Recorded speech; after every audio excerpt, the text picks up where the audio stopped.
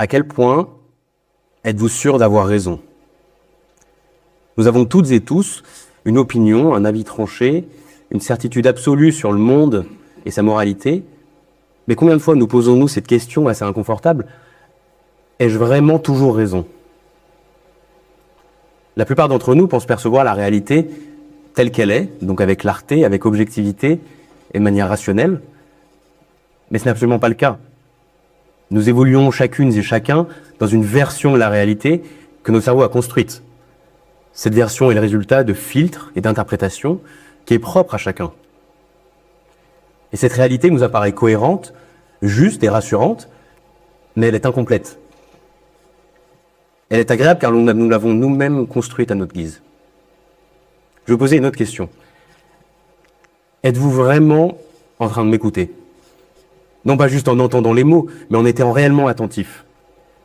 Car même pendant que je vous parle, vous anticipez déjà la suite. Vous filtrez mes mots. Vous relevez ce qui vous plaît et effacez le reste. Vous et moi ne sommes pas de simples observateurs passifs.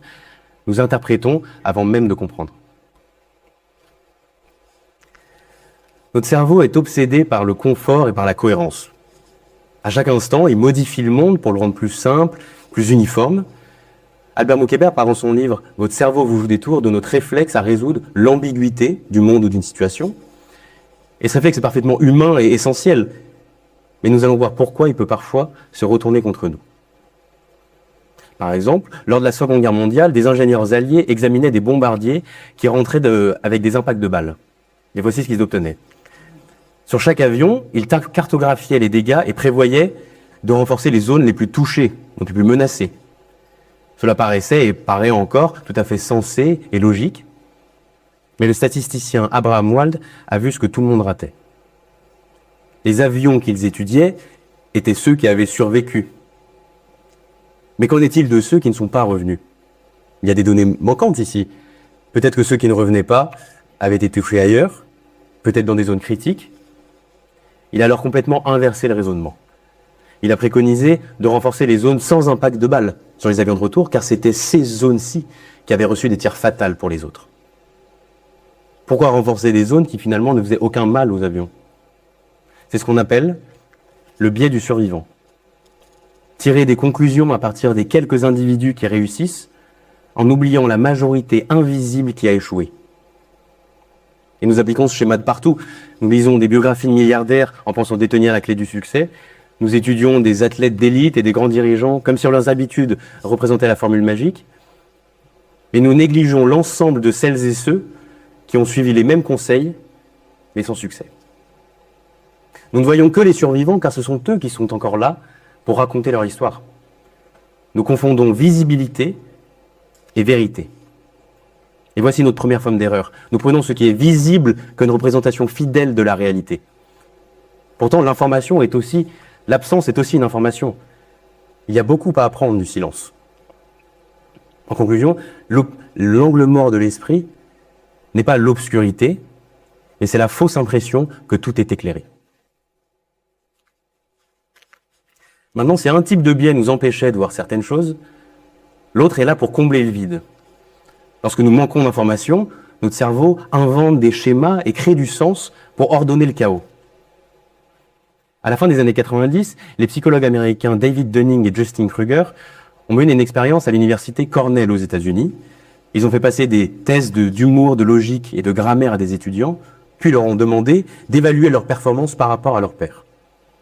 Et voici les résultats. Les étudiants ayant obtenu les notes les plus faibles se classaient systématiquement comme étant au-dessus de la moyenne.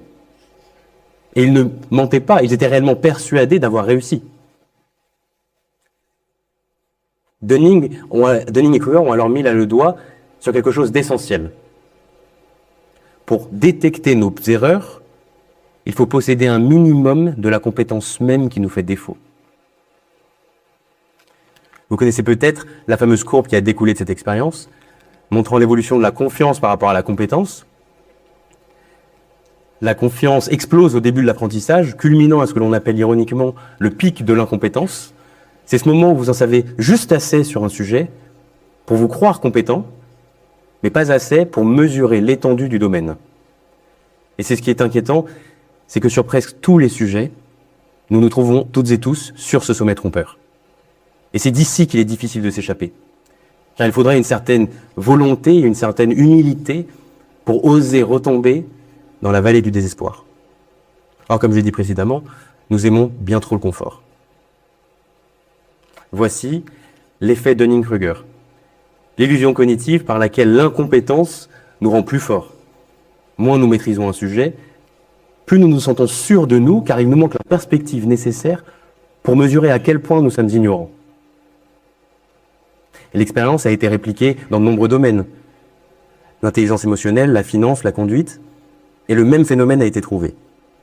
Dans une étude, 93% des Américains se considéraient comme étant de meilleurs conducteurs à la moyenne, ce qui est évidemment totalement absurde. Dans une autre, les investisseurs les plus confiants obtenaient les rendements les plus faibles, et en politique, ceux qui s'y connaissaient le moins exprimaient souvent les avis les plus tranchés. En conclusion, si vous n'avez pas les outils pour détecter vos erreurs, vous ignorez même ce que ne vous savez pas. C'est comme être perdu, mais sans le savoir, car vous n'avez même pas de carte pour vous repérer. Et Dunning a souligné plus tard que l'aspect véritablement effrayant n'est pas la bêtise, mais c'est la confiance sans la compétence. C'est ce sentiment de certitude qui ne découle pas de la connaissance, mais du fait de ne pas savoir ce que l'on ignore. Et ce qui est impressionnant, c'est que l'effet s'inverse chez les experts. Plus vous en savez, plus vous prenez conscience de l'immensité qu'il reste à apprendre. Vous commencez à percevoir les limites, les nuances, l'incertitude. Votre confiance diminue, non pas parce que vous avez tort, mais parce que vous saisissez enfin la complexité du sujet. Le véritable savoir vous impose l'humilité. L'excès de confiance, au contraire, simplifie le monde. Tout paraît évident et limpide. Et c'est dangereux parce que c'est confortable. Nos cerveaux privilégient la cohérence à l'exactitude et préfèrent s'accrocher à une histoire qui est fausse mais bien ficelée plutôt que de vivre dans le doute. Mais la certitude ne coûte rien. Être sûr de soi, c'est facile pour tout le monde. Alors que douter, ça demande des efforts. Maintenant, qu'est-ce que ça signifie penser clairement ? Penser clairement, ce n'est pas effacer nos biais, mais plutôt les identifier. C'est se rappeler que notre esprit, tout comme nos yeux, a des défauts, et nous avons besoin d'outils et de courage pour les corriger. Nous ne pouvons pas observer directement notre propre pensée, mais nous pouvons en observer les conséquences. C'est pourquoi, lorsque tout le monde autour de nous semble avoir raison, ce n'est peut-être pas une preuve de notre clairvoyance, mais plutôt un signal que nous avons cessé de nous remettre en question. Penser clairement, c'est se rappeler que la carte n'est pas le territoire, nos opinions, nos souvenirs, nos croyances ne sont pas la réalité. Ce sont des modèles, des versions simplifiées d'un monde qui est bien trop complexe pour notre petit cerveau. Penser clairement, c'est se demander, lorsqu'on est si certain, pourquoi suis-je si sûr ? C'est suspendre son jugement et envisager la possibilité qu'il nous manque des informations. Et parfois, penser clairement se résume à dire « je ne sais pas », et non pas comme échappatoire, mais comme point de départ. Car la clarté ne naît pas de la connaissance, elle naît de la conscience de notre ignorance. La clarté commence là où la certitude prend fin. Maintenant, voici le paradoxe. Nous voulons toutes et tous avoir raison. Pourtant, plus nous sommes certains, moins nous sommes capables d'apprendre. La véritable réflexion n'est ni rapide, ni attractive. Elle est lente, itérative et faite de révisions constantes. Et c'est la nature profonde de la science. Elle n'est pas un catalogue de faits, mais un processus de correction. Chaque découverte est née d'un doute, de la volonté de tester, d'échouer, de se réajuster. Et la science progresse non pas par sa certitude, mais par sa capacité d'autocorrection. Et c'est ce qui fait du doute, non pas une faiblesse, mais une discipline. Une forme d'humilité intellectuelle. C'est la capacité de se dire « je pourrais me tromper, mais je veux savoir ». Pratiquer le doute, c'est rester ouvert à l'apprentissage, c'est laisser de la place entre nous, ce que l'on sait, et ce que l'on pourrait découvrir. Cela signifie garder ses opinions souples, prêtes à les modifier face à de nouvelles preuves. Car au fond, la connaissance n'est pas un bien que l'on possède. C'est une relation entre nous et ce que nous n'avons pas encore compris. Mais comme toute relation, elle exige de l'honnêteté, de la patience et le courage d'admettre ses torts. Richard Feynman a dit « Je préférerais avoir des questions auxquelles on ne peut pas répondre plutôt que des réponses que l'on ne peut pas remettre en question ». Et c'est l'essence d'une pensée claire. Ne pas détenir toutes les réponses, mais être libre de les chercher. Alors l'important n'est peut-être pas d'être certain, mais d'être curieux. De se rappeler que notre esprit est un conteur et que ses récits sont toujours incomplets. Le doute n'est pas la confusion, mais c'est l'humilité. Reconnaître que apprendre et comprendre ne sont pas des états, ce sont des processus et non des états achevés. Lorsque nous pourrons dire « je me suis trompé » et laisser autrui le dire aussi sans attaque ni jugement, nous commencerons à réparer quelque chose de bien plus grand que nous. Car la vérité ne réside pas d'un seul côté de l'argument.